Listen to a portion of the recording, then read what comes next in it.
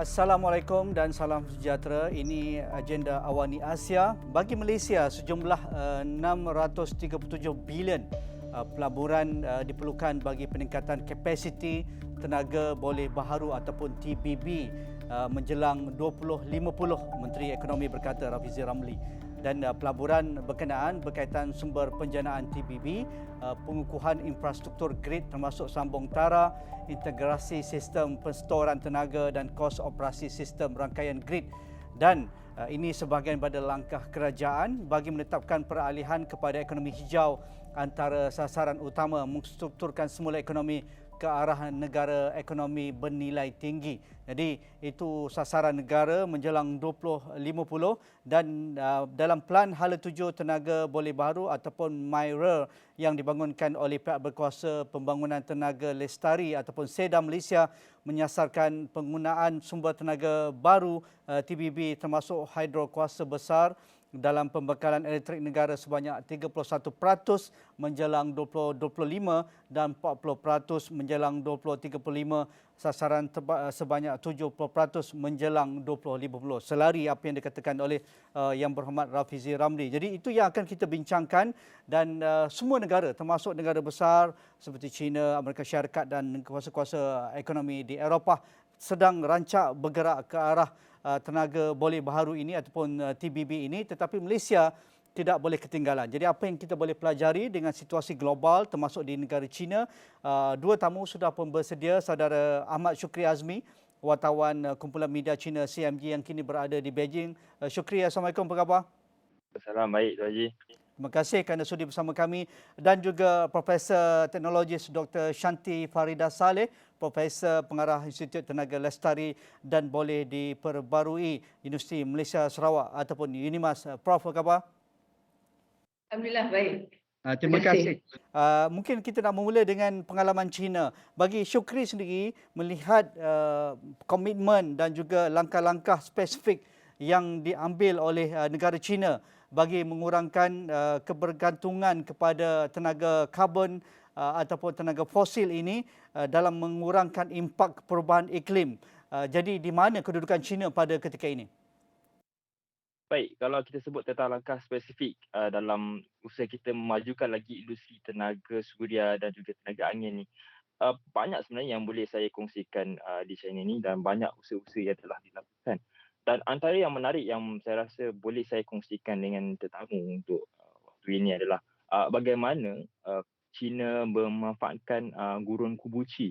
Kalau anda tahu gurun Kubuchi ni dia terletak di wilayah autonomi Mongolia Dalam di China. Ya. Dan untuk rekod, di gurun Kubuchi ni dia terkenal dengan haba yang sangat panas sehingga kan nak menggambarkan begitu kering tempat ini, sumber air juga tidak mencukupi. Dan ia juga gurun terbesar ketujuh terbesar di China yang sebelum ini dikenal sebagai Laut Mati. Dan jika sebelum ini ia terbiar begitu sahaja dan China menggunakan peluang untuk membangunkan Kubuchi yang kita tahu dia terdiri daripada hamparan gunung. Bukan gunung biasa ya, gunung berbatu tau. Dan bukit pasir, dan dia ditransformasi sebagai pangkalan mega untuk tenaga angin dan solar, dan serta ia juga bakal menjadi hub tenaga boleh diperbarui terbesar di dunia. Dan sedikit tentang maklumat pangkalan tenaga solar dan angin mega yang sedang dalam pembinaan ini. Ia sebenarnya direka dengan kapasiti terpasang keseluruhan sebanyak 16 juta kilowatt, sementara projek storan solar plus besar-besaran akan menampilkan 8 gigawatt kuasa suria dan 4 gigawatt kuasa angin setelah siap, serta 4 gigawatt arang batu yang dinaik taraf dan 300 megawatt kapasiti simpanan tenaga untuk menyokong operasi grid yang mantap. Jadi kalau anda nak tahu, terlalu banyak angka saya berikan tadi ni, gigawatt ini. Dan 1 gigawatt Prof pun bersamaan dengan nyalaan 100 juta lampu LED. Jadi boleh bayangkan betapa besarnya. Dan saya difahamkan juga setelah siap nanti, dan projek ini yang jumlah pelaburan ini sekitar 11.5 bilion dolar Amerika akan dapat memindahkan kira-kira 40 bilion kilowatt sejam elektrik ke wilayah Beijing, Tianjin Hebei. Wilayah Tianjin Hebei ini adalah 3 serangkai. Ya. Dengan separuh daripadanya akan menjadi tenaga bersih, iaitu bersamaan dengan penjimatan kira-kira 6 juta tan metrik arang batu standard dan mengurangkan pelepasan karbon dioksida sebanyak kira-kira 16 juta tan. Itu yang saya boleh kongsikan yang antara menarik mengenai usaha ini di China. Dan sedang rancak dilaksanakan di negara China, Syukri, ya. Tapi Malaysia untuk merealisasikan sasaran 20% tenaga diperbarui ini dan juga menjelang 2050 itu 70% sasaran kita dengan anggaran pelaburan mencecah lebih 600 bilion, Prof. Adakah kita berada di landasan yang betul apabila kita sudah ada kerangka besar berkaitan dengan Pelan Hala 7 tenaga boleh diperbarui ini? Pandangan Prof. Okay, terima kasih Nazri Kahak, dan sebelum tu saya nak ucapkan terima kasih kerana menjemput pihak saya mewakili pihak NIMAS bagi agenda Awani Asia kali ini. Sebelum saya berkongsi tentang apakah cabaran Malaysia bagi merealisasikan 70% tenaga boleh diperbarui pada 2050 seperti yang diumumkan baru-baru ini, izinkan saya menerangkan sedikitlah tentang senario tenaga boleh diperbarui di peringkat global. Mungkin kita boleh mendapat satu orang kata pandangan secara holistik dahulu bagaimana perspektif, so that kita boleh meletakkan dalam konteks yang bersesuaian dengan negara kita Malaysia. Kalau kita lihat statistik daripada European country pada tahun 2021, peratusan final energy consumption yang dipanggil sebagai peratusan daripada tenaga yang boleh diperbarui bagi negara seperti Iceland, Norway dan Sweden, mereka adalah pada tahun 2021 sudah mencapai angka sebanyak 60 ke 80% only in 2021. Walau bagaimanapun pada negara yang sama, European country, negara seperti Perancis dan juga Jerman hanya mencapai kurang daripada 30%, dalam 20% sahaja. Jadi di manakah Malaysia meletakkan kita punya sasaran dan juga sosioekonomi kita, benchmark kita? Kita dapat lihat bahawa terdapat banyak faktor yang mempengaruhi pencapaian sasaran yang ditetapkan oleh setiap negara. Jadi untuk mencapai 70% bagi tahun 2050, kita perlu melihat kembali kepada kita punya demografi dan juga socio-economic activity yang berlaku di Malaysia sehinggalah pada tahun 2050. Jadi dengan mengambil kira socio-economic activity, kepadatan penduduk dan juga beberapa faktor, saya boleh kongsikan di sini cabaran-cabaran yang kita perlu hadapi bersama untuk mencapai target yang telah dinyatakan. Antaranya yang pertama adalah kita di Malaysia masih lagi dihadkan oleh isu grid, yang mana isu grid kita ini belum lagi dapat kita kata to cater kepada kemasukan tenaga boleh diperbarui ini sepenuhnya di dalam grid kita yang sedia ada. Yang kedua, bila kita bercakap tentang dana pelaburan, kita tadi mendengar jumlah yang sangat besar, very close to 700 juta ringgit amanya di 700 bilion, 700 bilion yang diumumkan. Jadi dari segi ini pembiayaan projek penjanaan tenaga ini perlu dilihat dari segi konteks business model yang hendak dibawa kepada negara kita dan juga macam mana untuk menarik investor bagi mendapatkan pembiayaan dana untuk tenaga boleh diperbarui. Dalam pada itu juga, selain daripada itu, kita perlu melihat daripada dua konteks. Yang pertama adalah pembangunan tenaga boleh diperbarui sendiri dari segi keperluan industri, bangunan-bangunan dan sebagainya. Namun ada satu lagi konteks yang melibatkan juga pembiayaan ataupun pelaburan adalah dari segi energy efficiency. Kerana ianya juga merupakan sebahagian daripada keperluan mencapai target 70% tadi menggunakan sasaran tenaga boleh diperbarui. Antara cabaran lain adalah kebergantungan kepada teknologi luar. Ini memang kita sedia maklum bahawa negara kita masih lagi memerlukan teknologi luar untuk membangunkan kita panggil sebagai tenaga teknologi yang kita boleh gunakan untuk tenaga boleh diperbarui. Kalau kita lihat, kita ada banyak master plan, kita ada banyak framework, kita dah develop dari segi governance dan juga polisi kita sudah ada. Namun apalagi cabaran yang akan kita bakal tempuhi adalah dari segi usaha bersepadu dan holistik oleh semua pihak berkepentingan. Ini kita dapat lihat apabila kita terlibat dalam orang kata on the ground effort. Kita dapat melihat pelbagai terdapat satu keperluan untuk supaya segala usaha yang dilakukan oleh segala pihak yang berkepentingan ini dilakukan secara integrated dan juga holistik lah bagi memastikan target sasaran 70% itu tercapai. Bagi Syukri, pengalaman China dalam mengangkat tenaga diperbarui ini, dan kita tahu pasarannya lebih pada 1 bilion populasi di negara China dan juga penyertaan aktif pelabur syarikat swasta dan juga dari aspek awam tu sendiri. Jadi pengalaman China yang boleh kita lihat dan pengalaman Syukri melihat bagaimana reaksi masyarakat dan juga pemegang taruh. Okey, tadi kalau kita lihat tentang usaha menyemarakkan konsep karbon rendah dan kehidupan lestari dalam masyarakat ni, rendah karbon ni Haji.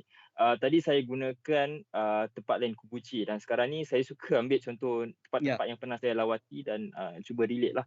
Contoh ni di bandar Liuzhou ni, dia terletak di wilayah Guangxi di selatan China. Dan bandar Liuzhou ni terkenal dengan industri pengeluaran kenderaan. Dan sebagai bandar perindustrian terbesar di wilayah Guangxi ni, Liuzhou ni dia ada lebih 1,000 perusahaan perindustrian berskala besar yang meliputi pengeluaran kereta, troli, perubatan, tenaga baharu. Dan di bandar ini, kalau kita lihat, kita dapat lihat di merata-rata ada kereta EV. Kita tahu yang tak lama lagi Malaysia pun mungkin bakal ada dengan kemasukan seperti Tesla, BYD dan sebagainya. Kita dapat lihat di bandar ini kereta EV di mana-mana, dan kesemuanya ada satu jenama, iaitu jenama Wuling. Dan Wuling ni juga jenama tempatan buatan Liuzhou itu sendiri, bandar itu sendiri. Dan saya tertarik sebab kenapa saya lihat macam mana boleh satu bandar, boleh macam contohnya di KL semua orang pakai Proton, saya macam pelik. Jadi bila saya tanya Ricky kan, kita dapat lihat dan mereka ni ada bersepadu antara kerajaan tempatan dan juga syarikat Wuling itu sendiri, yang mana mereka banyak dasar-dasar diberikan, dasar-dasar keutamaan, termasuk diskaun yang secara besar-besaran, dan yang antara yang menarik bagi saya adalah mereka diberikan parkir ataupun tempat letak kereta khas kepada pemandu EV ni sebanyak 15,000 parkir secara percuma. Dan yang antara yang menarik juga ialah kenderaan EV ni, Wuling ni dibenarkan memandu di lorong bas. Jadi ini dia bersesuaian dengan tempat-tempat dengan tempat-tempat berbeza di China. Macam misalnya saya di Beijing ini, kita tahu kereta yang menggunakan petrol itu memang banyaklah di atas jalan raya. Jadi kita dapat lihat antara usaha yang dilakukan oleh pihak pemerintah adalah dengan menghadkan ataupun tertentu melalui nombor plat. Misalnya kalau hari Isnin ada kereta yang dengan nombor plat ini tak boleh berada di atas jalan raya, dan nak menggalakkan lagi orang naik subway dan sebagainya. Jadi mereka ni kalau mereka menggunakan kereta jenis EV ni, mereka tak ada masalah. Maksudnya hari-hari boleh berada di atas jalan raya.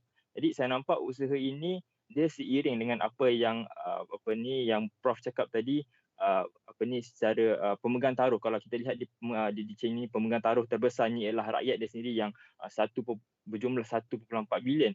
Jadi bagaimana kita nak lihat keterlibatan antara penduduk itu sendiri, mereka diberikan apa yang saya sendiri dapat rasakan, diberikan satu fasiliti atau kemudahan untuk menggunakan basikal misalnya. Kalau kami berada di lorong-lorong untuk mengayuh basikal, macam saya sendiri lama dah bertahun tak memandu di China ni. Jadi bila saya naik basikal dan sebagainya, rasa selamat, ada lorong khas untuk kami naik. Jadi bukan sekadar cat dan mengambil laluan kereta, kenderaan biasa, tapi mereka wujudkan sendiri laluan-laluan itu. Dan itu membuatkan kita rasa terpanggil untuk turut serta sekali sebagai pemegang taruh nak hidupkan lagi kehidupan lestari dan konsep rendah karbon ini.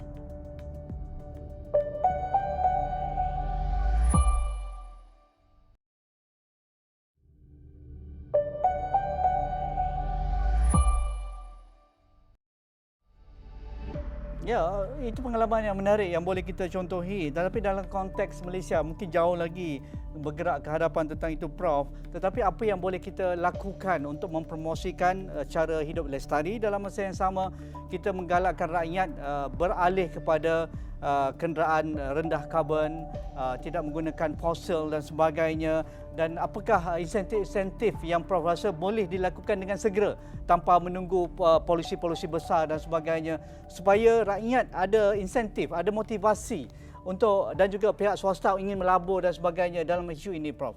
Okey, rasanya kita kena lihat jugalah apa yang kita ada yang dari segi penglibatan stakeholders yang seperti nyatakan tadi. Sebenarnya agak sukar juga bagi kita untuk tidak bergantung kepada istilah yang dipanggil sebagai carrot and stick lah, kerana itu adalah satu perkara yang biasa, yang norma yang ada. Untuk menjawab kepada persoalan itu tadi, bahawa bagaimana kita boleh melakukan apa yang kita boleh lakukan sekarang ini dalam kita nak dalam usaha kita untuk peralihan kepada tenaga boleh diperbarui. Yang pertamanya adalah dari segi education dan awareness. Kadang-kadang pihak maksudnya penduduk di Malaysia lah, kita kurang faham dan kurang aware terhadap kepentingan peranan masing-masing lah dalam usaha ke arah tenaga boleh diperbarui dan sebagainya. Mungkin dari segi education dan awareness ini, dia juga memerlukan satu platform yang kita rasakan perlu dijadikan lebih integrated, lebih bersepadu, dan juga ianya meliputi semua pihak bila kita bercakap tentang komuniti di Malaysia, kerana kita hendak melakukan perkara ini secara inklusif. Apa yang saya maksudkan di sini adalah kalau kita lihat dalam World Economic Forum baru-baru ini, report yang dinyatakan tentang apakah cabaran dan halangan utama dalam mencapai ke arah full renewable energy transition. Yang pertamanya adalah dari segi equity. Mungkin kita boleh bercakap tentang penglibatan penduduk China yang sangat hebat, seperti yang dinyatakan oleh saudara tadi, tetapi kita kena lihat juga dari segi equity penduduk Malaysia. Kita lihat kemampuan untuk penduduk Malaysia dari segi beralih kepada kereta elektrik itu sendiri. Itu adalah satu perkara yang tidak boleh tidak, tetapi memerlukan juga penglibatan ataupun insentif atau campur tangan daripada pihak kerajaan. Dan kalau kita lihat juga mengenai kesedaran tadi, kita balik kepada perkara kesedaran tadi, kadang-kadang masyarakat kita, mereka tidak tahu kenapa kita ataupun pihak kerajaan sangat menekan ataupun memberi penekanan terhadap peralihan kepada transisi tenaga, kerana mereka merasakan ini tiada kaitan dengan individual ataupun kepentingan dari segi pihak individu masing-masing.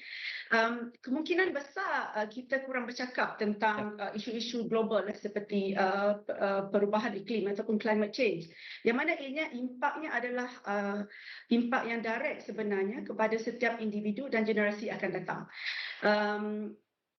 Mengenai kesedaran itu tadi, mungkin salah satu perkara yang kita perlu membuatkan masyarakat faham kenapa adalah tentang komitmen yang telah dilakukan oleh negara Malaysia di peringkat antarabangsa, iaitu pada tahun 2030 komitmen kita adalah untuk mengurangkan pelepasan gas hijau sebanyak 45%, dan komitmen ini hanya boleh dicapai pada tahun 2030 dengan memastikan penggunaan tenaga boleh diperbarui ini adalah pada tahap yang maksimal.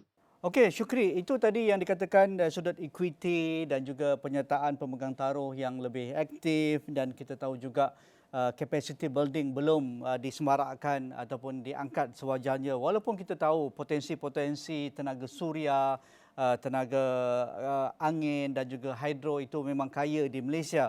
Pengalaman di China, adakah dengan pelaburan-pelaburan terkini yang akan memasuki Malaysia seperti bandar kenderaan EV di Tanjung Malim, terbesar dari China iaitu Geely yang bekerjasama dengan Proton, pemilik Proton.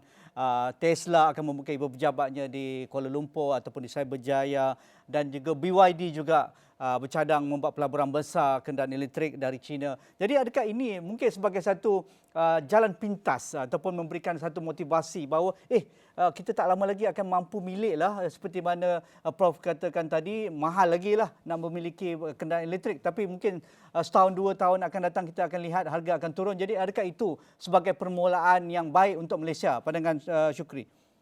Saya setuju sebab saya rasa dia secara tidak langsung dia akan create satu bandwagon effect yang mana kalau bila orang dah ada, contohnya saya ada satu kan kereta murah je, macam kereta Tesla yang bawah 200,000 kan. Macam mana Syukri boleh ada ni kan? Kita pun macam, and then ditambah pula dengan insentif yang diberi oleh kerajaan. Kalau beri ini dapat parking free contoh misalnya. Dan just dulu kita pernah bercakap pasal tentang EV ni, kita tak cukup pengecas dan sebagainya. Tapi dia sebenarnya dia datang bersekali, dia bukan datang berasingan. Jadi bilanya mungkin kita boleh start di bandar contoh, misalnya kalau kita nak mula di Cyberjaya, bandar antara tempat yang paling sesuai untuk EV, ataupun Putrajaya, mungkin boleh dimulakan dengan kereta-kereta kerajaan terlebih dahulu untuk menjadikan trendsetter ataupun contoh kepada rakyat, dimulakan dari atas dan diikuti dengan rakyat-rakyat di bawah. Rasa itu mungkin satu insentif yang bagus ataupun boleh create bandwagon effect tadi. Menarik. Bagi Prof, pengalaman Kuching, pengalaman Sarawak, kerana Sarawak sudah pun menyatakan isu tenaga diperbarui ini sejak dalam pentadbiran Ketua Menteri sekarang dengan penggunaan hidrogennya, penggunaan dan juga Sarawak ingin menjadi pelopor utama tenaga diperbarui iaitu hidrogen. Adakah kita boleh mulakan dengan apa yang kita ada dahulu dan juga kita meruntuhkan tembok-tembok yang selama ini menjadi halangan seperti untuk memaksimumkan penggunaan solar, penggunaan hidro dan juga memaksimumkan tenaga-tenaga angin di negeri-negeri tertentu seperti di Pantai Timur ataupun di sebelah Pantai Timur Sabah misalnya, Prof, dan dimasukkan dalam grid bekalan elektrik kita? Kita boleh lihat perkara ini daripada beberapa perkara yang kita bagi sebagai enablers apa yang boleh menyebabkan ini berlaku. Kalau kita lihat dari segi negeri Sarawak, kita memang negeri Sarawak dia memang terkenal dengan kita ada very ambitious plan on kita punya green economy, dan juga Premier telah meletakkan hydrogen economy sebagai salah satu fokus di negeri Sarawak. Dan kalau kita bercakap tentang energy consumption, penggunaan tenaga kita berdasarkan kepada tenaga boleh perbarui, sebenarnya Sarawak sudah mencapai 60% daripada tenaga yang sedia ada. Dan sekarang ini dia punya bahan topik of conversation dia adalah lebih kepada melihat kepada sumber boleh sebagai sumber ekonomi, dia bagi energy export. Bila kita bercakap daripada konteks jadi walau bagaimanapun apabila kita bawa isu ini ke peringkat komuniti, itu yang dikatakan sebentar tadi, kemungkinan kita boleh cakap tentang another enabler iaitu low carbon city ataupun low carbon community, kerana ianya merupakan salah satu kita panggil sebagai catalyst ataupun enablers yang boleh mempercepatkan lagi proses peralihan kepada tenaga boleh diperbarui. Kalau kita lihat di Malaysia, kalau kita balik kepada konteks Malaysia, kesemua 14 negeri di Malaysia sebenarnya sudah ada sekurang-kurangnya satu dipanggil sebagai low carbon city. Kita boleh lihat daripada statistik di dalam low carbon city framework yang terkini lah setiap negara. Dan saya juga ambil kesempatan untuk berkongsi kepada semua pihak bahawa dalam konteks low carbon city ini dia bukan hanya sahaja limited kepada bandar-bandar tetapi kepada institusi. Ada contoh Universiti Malaysia Sarawak, universiti saya sendiri, kita telah membangunkan apa kita bahas sebagai Low Carbon Campus Roadmap 2030. Di mana salah satu komitmen di dalam Low Carbon Campus, UNIMAS Low Carbon Campus Roadmap, kita mensasarkan 30% sekurang-kurangnya pada tahun 2030 penggunaan tenaga boleh diperbarui di dalam kampus. Maksudnya itu adalah antara pendekatan yang boleh dilakukan di peringkat stakeholder yang lain selain daripada kerajaan sendiri. Bercakap tentang negeri Sarawak juga, kita tahu bahawa Bandar Bintulu merupakan sebuah bandar industri dan kita selalu mengaitkan tentang penggunaan tenaga ini kepada proses industri, di mana industri merupakan antara salah satu pengguna tenaga yang utamalah, sektor yang menggunakan paling banyak tenaga. Dan salah satu langkah yang dilakukan kalau kita bercakap tentang negeri Sarawak adalah pihak Bintulu Development Authority atau Bintulu telah membangunkan strategic plan yang very ambitious, I think, yang dengan mensasarkan Bintulu as a low carbon industrial hub. Kerana ini merupakan satu perkara yang sukar kalau kita dalam bidang industri untuk beralih ke arah tenaga boleh diperbarui dan low carbon, yang rendah carbon. Itu merupakan satu cabaran yang sangat-sangat sukar, tetapi ianya juga merupakan satu peluang mereka untuk menjadi pemangkin ataupun enablers kepada proses peralihan arah tenaga boleh diperbaharui dan juga rendah karbon ini.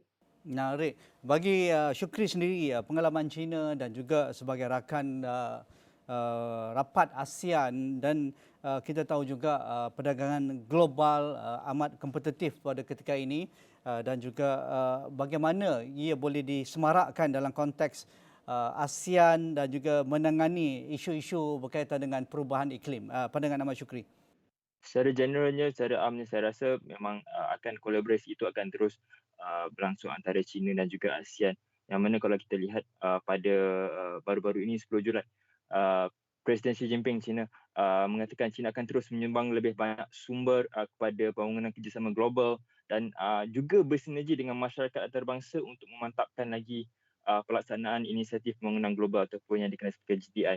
Jadi meskipun saya petik beliau kata yang pemulihan sejagat ini agak perlahan dan juga agenda pembangunan global ini akan terus dibangunkan dan pelbagai forum-forum akan diadakan untuk bagi SDG ini.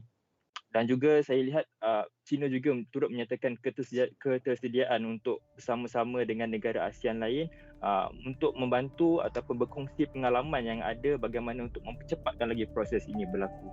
Ya, menarik. Terima kasih Ahmad Shukri Azmi, wartawan kumpulan media China CMG yang kini berada di Beijing, dan Profesor Teknologis Dr. Shanti Farida Saleh, Profesor Pengarah Institut Tenaga Lestari dan Boleh Diperbarui Universiti Malaysia Sarawak UNIMAS. Dalam agenda Awani Asia, kita bercerita tenaga hijau bantu negara ke arah rendah karbon. Sekian bersama saya Nazri Kahar malam ini. Assalamualaikum. Kita jumpa lagi.